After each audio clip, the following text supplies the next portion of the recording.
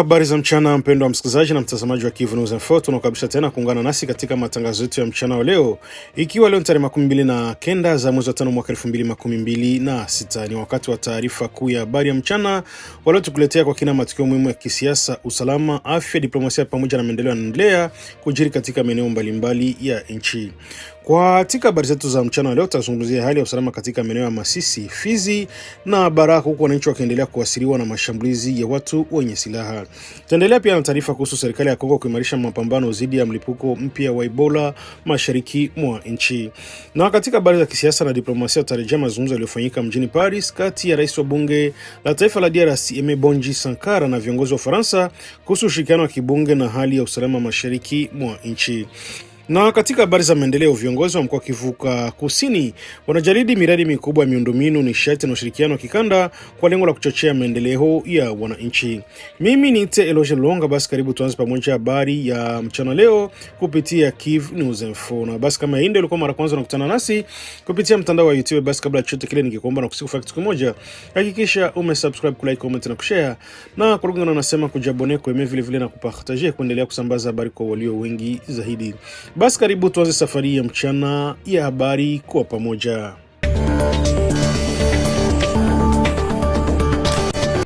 Wakazi wa kijiji cha Kayumba kilichopo katika gurumenti ya Busumbo katika sekta ya Lulenge eneo la Fizi mkoani Kivu Kusini wamekesha usiku kwa mkia jana katika hali ya hofu na taharuki kubwa kufuatia milio ya risasi iliyosikika karibu na makazi ya mkuu wa gurumenti aliyesimamishwa kazi anajulikana kwa jina la David Kilosho Kayumba.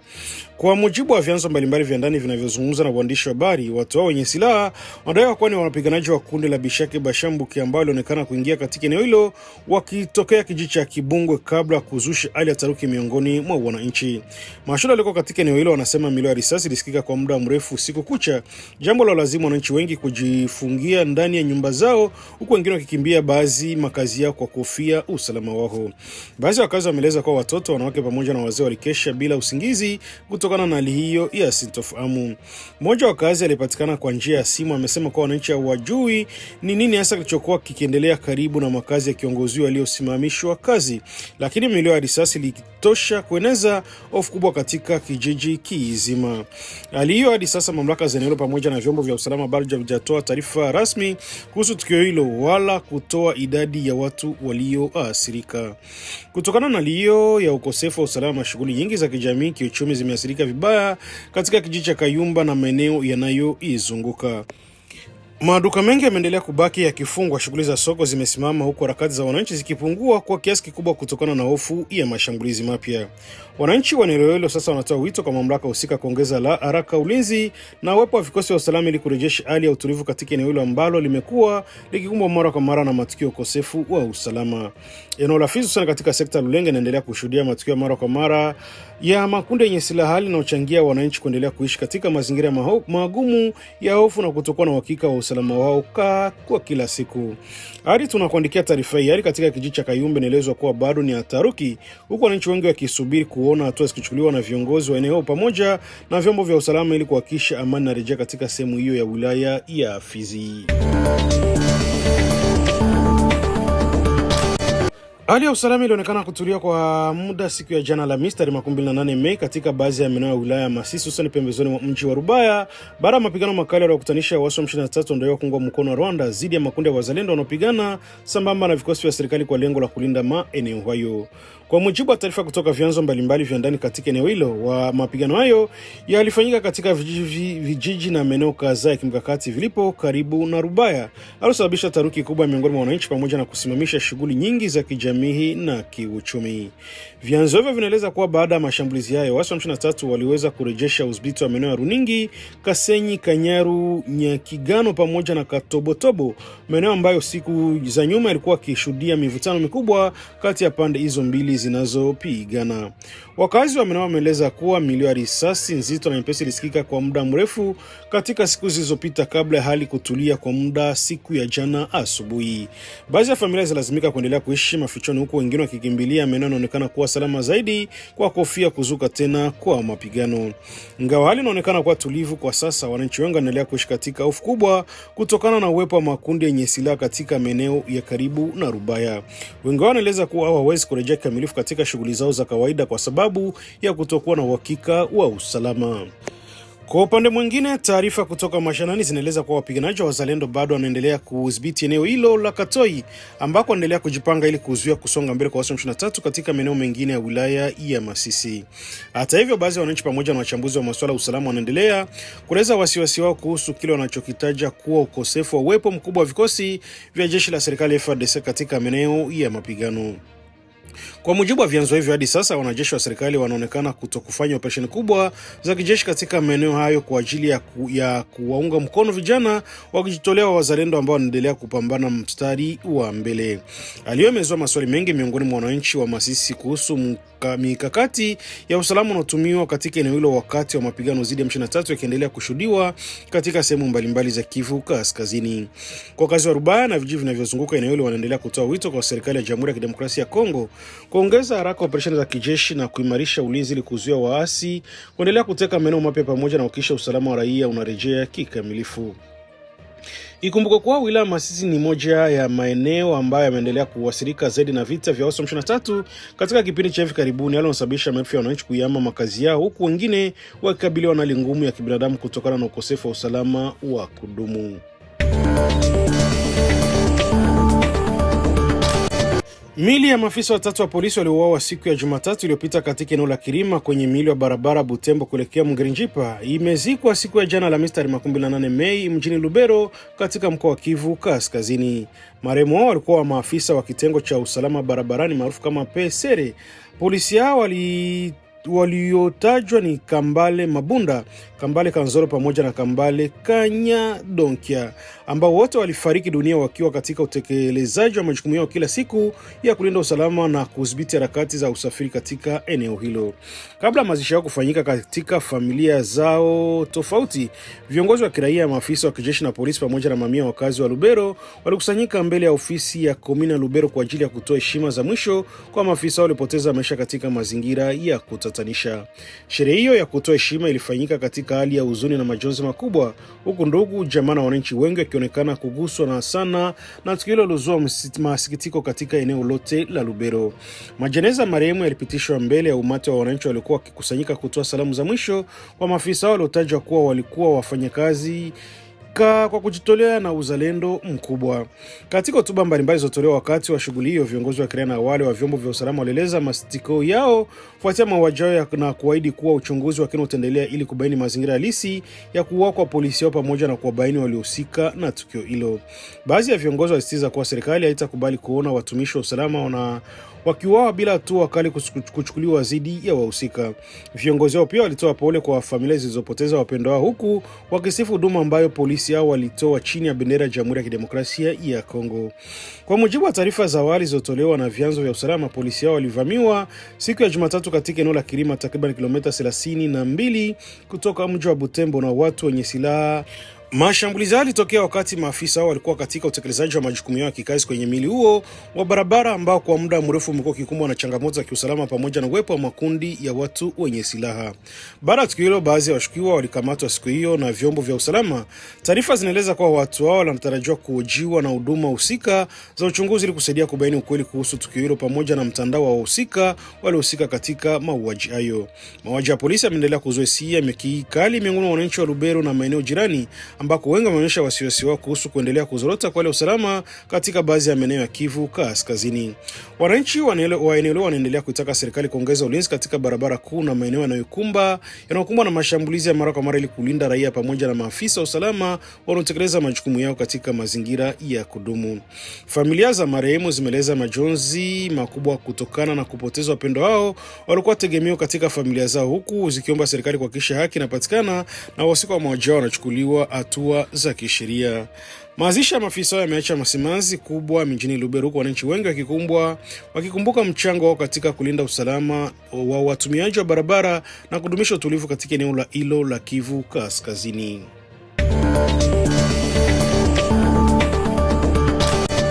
Hali ya usalama endelea kuzorota katika mji wa Baraka mkoani Kivu Kusini, ambako matukio ya mauaji ya raia pamoja na mashambulizi ya watu wenye silaha yanaendelea kuongezeka na kuzua hofu kubwa miongoni mwa wakazi wa eneo hilo. Katika tukio jipya lilotokea jioni ya Alhamisi tarehe 28 Mei, mwanaume mmoja mwenye umri wa takriban miaka 60 anayejulikana kwa jina la Kinga aliuawa kwa kupigwa risasi na watu wenye silaha ambao bado hawajatambulika rasmi. Tukio limetokea majira ya saa 2 usiku katika nyumba yake iliyopo katika mtaa wa Moma Kibi ndani ya komine ya Baraka Centre. Kwa mujibu wa taarifa zilizopatikana kutoka vyanzo mbalimbali vya ndani, watu hao wenye silaha waliingia ghafla katika makazi ya marehemu na kabla kutekeleza mauaji hayo na kisha kutoweka kuelekea kusikojulikana. Wakazi wa eneo wanasema milio ya risasi ilisikika usiku huo na kusababisha taharuki kubwa miongoni mwa wananchi waliokuwa katika shughuli zao za kawaida jioni. Mashuhuda wa karibu walieleza kuwa hali ya hofu iliendelea kutawala katika mji wa Baraka kutokana na kuongezeka kwa vitendo vya uhalifu vinavyolenga wananchi. Wengi wao wanaeleza kuwa wamekuwa kila kwa taharuki kutokana na mashambulizi ya mara kwa mara yanayofanywa na watu wenye silaha katika baadhi ya mitaa ya mji huo. Mmoja wa wakazi alizungumzia kwa njia ya simu amesema kwa wananchi hawana tena uhakika wa usalama wao, hasa wakati wa usiku kutokana na ongezeko la mauaji pamoja na uporaji wa kutumia silaha. Ameongeza kuwa mara nyingi wahalifu hao huonekana wakiwa wamevalia sare za kijeshi, jambo ambalo linazidi kuongeza migawanyiko na hofu miongoni mwa wananchi. Kufuatia tukio la mauaji, mashirika ya kiraia katika mji wa Baraka amejitokeza kulaani vikali vitendo hicho ambacho amekieleza kuwa ni cha kinyama kisicho na cha kibinadamu kinachozairisha kuzorota kwa hali ya usalama katika eneo hilo la Kivu Kusini. Katika tamko lao, viongozi wa kijamii ya kiraia wamestaka huduma za usalama pamoja na mamlaka husika kuanzisha haraka uchunguzi wa kina ili kuwabaini waliokuwa na kuwakamata waliohusika na mauaji hayo ili wafikishwe mbele ya vyombo vya sheria vya Jamhuri ya Kidemokrasia ya Kongo.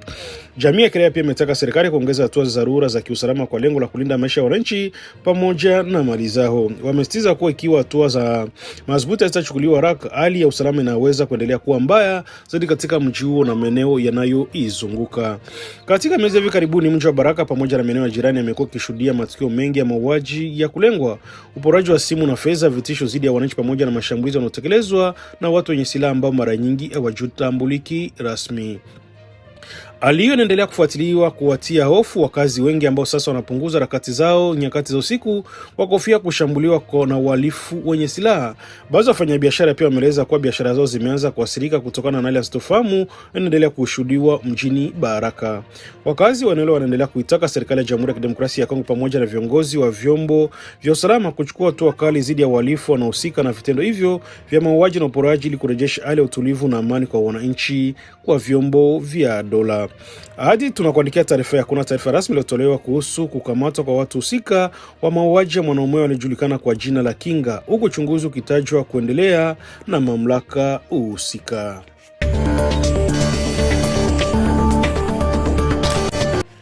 Mamlaka za komini ya Kasuku mjini Kindu, makao makuu ya mkoa wa Maniema katika mashariki mwa Jamhuri ya Kidemokrasia ya Kongo, zimeomba kuimarishwa kwa hatua za kiusalama kufuatia tukio la kusitisha la kuuawa kwa wasichana wawili wadogo waliopigwa risasi na watu wanadaiwa kuwa majambazi wenye silaha. Ombi hilo limetolewa siku ya Alhamisi na burgomestre wa komini ya Kasuku, Maarifa Tuma Kalonda, kupitia ujumbe aliotoa mbele ya wananchi katika soko la munisipaa ya Omata baada ya tukio hilo lililozua huzuni kubwa miongoni mwa wakazi wa Kindu. Kwa mujibu wa taarifa zilizotolewa na viongozi wa eneo hilo, wasirika hao walikuwa wasichana wawili wenye umri chini wa miaka 15 ambao walifariki dunia baada ya kushambuliwa kwa risasi na watu wenye silaha ambao bado hawajatambulika rasmi. Katika hotuba yake mbele ya wananchi, burgomestre Maarifa Tuma Kalonda alieleza mastiko makubwa kutokana na tukio hilo ambalo limegusa hisia za wakazi wengi wa komini ya Kasuku pamoja na mji mzima wa Kindu. Amesema kuwa vifo vya watoto wao ni pigo kubwa kwa jamii na kwamba hali hiyo inapaswa kuwa ishara kuongeza ushirikiano kati ya wananchi na vyombo vya usalama ili kupambana na uhalifu unaozidi kuonekana katika baadhi ya mji huo wa Kindu. Burgomestre huyo ametoa wito kwa wananchi kushirikiana kwa karibu na polisi pamoja na huduma nyingine za usalama kwa kutoa taarifa zinazoweza kusaidia kuwabaini wahalifu wanaohusika na vitendo vya mauaji na uporaji. Katika ujumbe wake, Marie Fatuma Kalonda pia amemwomba jenerali wa polisi kuongeza idadi ya maafisa wa usalama hasa katika quartier ya Lwama, eneo ambalo linatajwa kuwa miongoni mwa sehemu zinazohitaji ulinzi wa haraka kutokana na kuongezeka kwa hali ya ukosefu wa usalama. Kauli hiyo imekuja wakati wakazi wa Kindu wakiendelea kuonyesha wasiwasi wao juu ya matukio ya uhalifu yanayoripotiwa katika baadhi ya mitaa ya mji huo. Wengi wanaeleza kuwa hali ya usalama imeanza kuzua hofu hasa kwa familia zenye watoto na wanawake wanalazimika kusafiri au kufanya shughuli zao wakati wa jioni na usiku. Baadhi ya wananchi walikuwa katika soko la Omata wakati wa ujumbe huo wamesema kwa mauaji ya watoto yamewaacha katika huzuni kubwa na kuongeza hofu kuhusu usalama wa watoto katika jamii hii. Wakazi wa komini ya Kasuku wanaendelea kuitaka serikali pamoja na viongozi wa vyombo vya usalama kuchukua hatua za haraka ili kuhakikisha wahusika wa tukio hilo wanakamatwa na kufikishwa mbele ya sheria.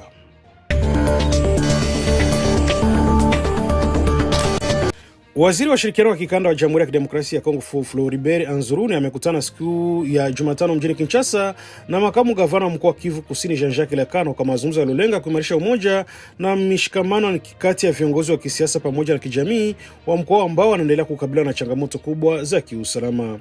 Kwa mujibu wa taarifa zilizotolewa baada ya mkutano, viongozi hao wawili walijadili hali ya sasa ya mkoa wa Kivu Kusini katika kipindi ambacho baadhi ya maeneo mashariki mwa Kongo yanaendelea kushuhudiwa mapigano, mashambulizi ya makundi yenye silaha pamoja na hali ya sintofahamu inayowasili wananchi wengi. Katika mazungumzo hayo, Floribert Anzuruni na Jean-Jacques Lekano walisisitiza umuhimu wa viongozi wa kisiasa, mashirika ya kiraia pamoja na jamii kwa jumla kuendelea kushikamana ili kulinda mshikamano wa kijamii na kusaidia juhudi za kurejesha amani katika mkoa wa Kivu Kusini. Viongozi hao walieleza kuwa umoja wa wananchi na viongozi ni jambo muhimu katika kipindi hiki ambacho mkoa wa Kivu Kusini unahitaji utulivu wa kisiasa na kijamii ili kuendelea na miradi ya maendeleo inayotarajiwa kubadilisha maisha ya wananchi. Mbali na masuala ya usalama na mshikamano wa kijamii, mkutano pia ulijadili miradi kadhaa mikubwa ya maendeleo inayochukuliwa kuwa ya kimkakati kwa mustakabali wa mkoa wa Kivu Kusini na ukanda mzima wa mashariki mwa Kongo.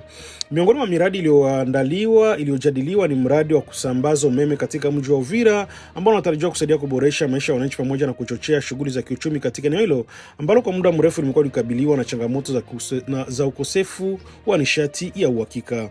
Viongozi wao pia walizungumzia mradi mkubwa wa nishati ya Ruzizi ya 3 ambao unatarajiwa kuzalisha umeme kwa nchi za ukanda wa maziwa makuu ikiwemo Jamhuri ya Kidemokrasia ya Kongo, Rwanda pamoja na Burundi. Mradi huo unaonekana kuwa miongoni mwa miradi muhimu inayoweza kusaidia maendeleo ya viwanda na biashara katika eneo la Kivu Kusini. Katika mazungumzo ya swala la kukarabati wa barabara ya Uvira Baraka Kalemi pia imejadiliwa kwa kina. Barabara hiyo ni muhimu kwa usafiri wa watu na bidhaa katika mkoa wa Kivu Kusini na maeneo mengine ya mashariki mwa nchi. Viongozi wao walieleza kuwa ukarabati wa barabara hiyo unaweza kusaidia kuimarisha biashara, kurahisisha usafiri na kuongeza mawasiliano kati ya miji mbalimbali ya ukanda huo. Viongozi wao pia walizungumzia mpango wa kisiasa wa kuboresha bandari ya Baraka, mradi ambao unatarajiwa kusaidia kuongeza uwezo wa biashara kati ya ziwa Tanganyika pamoja na kurahisisha usafiri wa mizigo kati ya Kivu Kusini na maeneo mengine ya nchi. Kwa mujibu wa wachambuzi wa maendeleo ya utekelezaji wa miradi hiyo, unaweza kuwa hatua muhimu katika kuinua uchumi wa Kivu Kusini na kupunguza changamoto zinazotokana na ukosefu wa ajira na umaskini ambao mara nyingi huchangia hali ya ukosefu wa utulivu katika baadhi ya maeneo. Wakazi wa mkoa wa Kivu Kusini wanaendelea kuonyesha matumaini makubwa kwamba mazungumzo yatazaa matokeo chanya na kwamba serikali itaweka nguvu zaidi katika utekelezaji wa miradi na maendeleo pamoja na juhudi za kurejesha amani ya kudumu katika mkoa huo.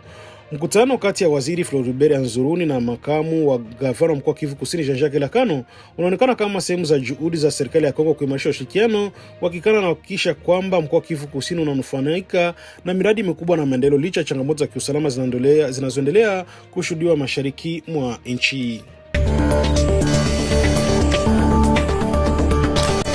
Serikali ya Jamhuri ya Kidemokrasia ya Kongo imetangaza kuwa inalenga kudhibiti mlipuko wa 17 wa ugonjwa wa Ebola unaendelea katika baadhi ya maeneo mashariki mwa nchi ndani ya kipindi cha miezi 4 hadi 6, huku mamlaka zikiongeza juhudi za kupunguza kasi ya maambukizi na kuzuia kuenea zaidi kwa ugonjwa huo hatari.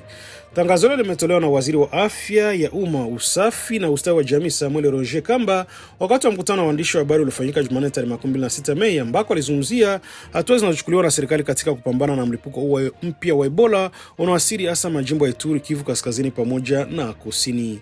Kwa mujibu wa waziri huyo, Kongo tayari imewahi kukumbwa na mlipuko 16 wa Ebola katika historia yake afya ya umma, jambo ambalo limeipa serikali uzoefu mkubwa katika kukabiliana na ugonjwa huo. Amesema kutokana na uzoefu huo, mamlaka zimeamini kuwa zinaweza kupunguza muda wa mapambano dhidi ya mlipuko wa sasa ikilinganishwa na miaka iliyopita. Samuel Ronje Kamba ameeleza kuwa serikali imeweka ratiba maalumu ya afya kwa dharura kwa matumaini ya kumaliza mlipuko huo ndani ya muda mfupi, ingawa bado haiwezekani kujua idadi kamili ya watu watakaoambukizwa kupoteza maisha kutokana na ugonjwa huo. Katika maelezo yake, waziri amesema kuwa sasa hakuna anayeweza kutabiri kwa uhakika idadi ya maambukizi au vifo vinavyotokana na mlipuko huo, kwani serikali imeamua kutumia kila njia inayowezekana ili kuhakikisha madhara yanapunguzwa kwa kiwango kikubwa nchini. Amekumbusha jamii kuwa baadhi ya milipuko iliyopita ya Ebola nchini Kongo ilidumu kwa miaka kadhaa kabla ya kudhibitiwa. Mfano mkubwa uliotolewa ni mlipuko wa mwaka 2018 ambao uliendelea hadi mwaka 2022 kabla kutangazwa kumalizika rasmi. Samuel Ronje amesitiza kuwa wizara ya afya inaendelea kufanya kazi kwa kuboresha mazingira ya kazi ya wahudumu wa afya pamoja na hali zao za maisha ili kuwapa nguvu na kuendelea na jukumu hilo muhimu katika kipindi hiki cha dharura ya kiafya. Kwa mujibu wa Roger Kamba, wananchi wanapaswa kuamini taarifa rasmi zinazotolewa na mamlaka za afya, kwani serikali imeamua kuwa wazi kabisa kuhusu hatari hiyo ya ugonjwa nchini. Amesema kuwa ugonjwa wa Ebola huwezi kumalizika kwa kuficha takwimu, bali ni kwa ushirikiano wa wananchi, wataalamu wa afya na viongozi katika kugundua wagonjwa mapema na kuchukua hatua za haraka za kuwahudumia na kuzuia wasiambukize wengine. Rais wa bunge la taifa la Jamhuri ya Kidemokrasia ya Kongo Mheshimiwa Aimé Bonji Sankara amekutana siku ya jana Alhamisi tarehe 28 Mei mjini Paris na mwenzake wa Ufaransa katika ziara rasmi iliyofanyika ndani ya bunge la taifa la Ufaransa kwa lengo la kuimarisha ushirikiano kati ya mabunge ya nchi hizo mbili pamoja na kuzungumzia masuala muhimu ya kimataifa na kikanda. Mkutano unafanyika katika jengo la Hotel Alsai ambalo ni makao makuu ya bunge la nchini Ufaransa na umeonekana kuwa sehemu za juhudi za kuendeleza uhusiano wa kihistoria kati ya Jamhuri ya Kidemokrasia ya Kongo na Ufaransa pamoja na kuimarisha diplomasia ya kibunge kati ya mataifa hayo mawili. Kwa mujibu wa taarifa zilizotolewa baada ya mkutano huo, viongozi wawili walifanya kikao cha kazi cha pande zote mbili ambako walijadili masuala ya kazi yenye maslahi ya pamoja, ikiwemo namna ya kuimarisha ushirikiano wa kibunge kati ya Kinshasa na Paris pamoja na kuongeza mahusiano ya kidiplomasia, kiuchumi na kijamii kati ya serikali hizo za nchi mbili. Katika mazungumzo yao, viongozi wao pia walijadili pia hali ya usalama wa kibinadamu katika mashariki mwa Kongo, eneo ambalo linaendelea kukumbwa na mashambulizi ya makundi yenye silaha pamoja na changamoto kubwa za kibinadamu zinazoathiri mamilioni ya wananchi. Kwa mujibu wa taarifa hiyo, swala la tishio la kundi la ADF ilikuwa miongoni mwa mada kuu zilizojadiliwa, huku viongozi wao wakieleza wasiwasi wao kuhusu kuendelea kwa mashambulizi yanayosababisha vifo vya raia pamoja na kuongezeka kwa idadi kubwa ya watu wanaokimbia makazi yao katika baadhi ya maeneo mashariki mwa nchi. Aimé Bonji Sankara alitumia nafasi hiyo kueleza hali halisi ya changamoto zinazokabili wananchi wa mashariki mwa Kongo na kusisitiza umuhimu wa kuendelea kuwa na mshikamano wa kitaifa katika kusaidia juhudi za kurejesha amani na utulivu katika ukanda wa maziwa makuu. Mbali na wale usalama, viongozi wao wawili pia walijadili swala la kandidatira Juliana Lumumba katika shirika la kimataifa la Frankofoni. Taarifa zinaeleza kuwa mazungumzo yao yalilenga kutathmini nafasi ya Kongo katika taasisi za kimataifa zinazotumia lugha ya Kifaransa pamoja na kuimarisha ushawishi wa nchi hiyo katika jumuiya ya Frankofoni. Katika kikao hicho, viongozi hao pia walizungumzia Accord de Washington pamoja na matarajio yake katika kusaidia kurejesha amani, usalama na uthabiti wa kisiasa katika eneo la maziwa makuu ambalo linaendelea kushuhudia migogoro ya muda mrefu ya kiusalama. Mheshimiwa Aimé Bonji Sankara asisitiza kuwa Jamhuri ya Kidemokrasia ya Kongo inaendelea kujitolea katika kutafuta amani kupitia mazungumzo, ushirikiano wa kimataifa na kuimarisha uhusiano mzuri kati ya mataifa. Kwa upande wake, mwenzake wa Ufaransa pia alieleza umuhimu wa kuendelea na ushirikiano kati ya Ufaransa na Kongo, hasa katika nyanja za kidiplomasia ya kibunge, maendeleo na masuala ya kibinadamu. Viongozi hao wawili pia waliongeza uhusiano mzuri uliopo kati ya wananchi wa Kongo na wale wa Ufaransa, huku wakiahidi kuongeza zaidi mabadilishano ya kibunge kwa lengo la kuimarisha mahusiano ya kirafiki na kutetea maslahi ya mataifa yao. Mkutano huo wa kidiplomasia ulihudhuriwa pia na wabunge kadhaa kutoka mabunge ya nchi hizo mbili pamoja na wabunge kutoka ofisi za viongozi hao. Hali inaonyesha umuhimu wa uliotolewa kwa mazungumzo hayo katika kuimarisha ushirikiano kati ya Paris na Kinshasa. Wachambuzi wa kisiasa za kimataifa wanaeleza kuwa ziara hiyo ya Aime Bonji Sankara nchini Ufaransa inaweza kusaidia kuimarisha nafasi ya Kongo katika diplomasia ya kimataifa, hasa katika kipindi ambacho nchi hii inaendelea kutafuta msaada wa kimataifa kwa ajili ya kurejesha amani mashariki mwa nchi. Ushirikiano wa kibunge kati ya nchi hizi mbili unaweza kufungua milango mipya ya ushirikiano katika sekta mbalimbali kama elimu, maendeleo, miundombinu ya afya pamoja na masuala ya usalama ya kikanda. Ziara ya rais wa bunge la taifa ya Jamhuri ya Kidemokrasia ya Kongo nchini Ufaransa inaendelea kutazamwa kama hatua muhimu ya kuimarisha mahusiano ya kihistoria kati ya Kinshasa na Paris, huku viongozi wa nchi hizi mbili wakionyesha nia ya kuendelea kushirikiana katika kutafuta suluhisho la changamoto zinazokabili Kongo na ukanda wa maziwa makuu kwa ujumla.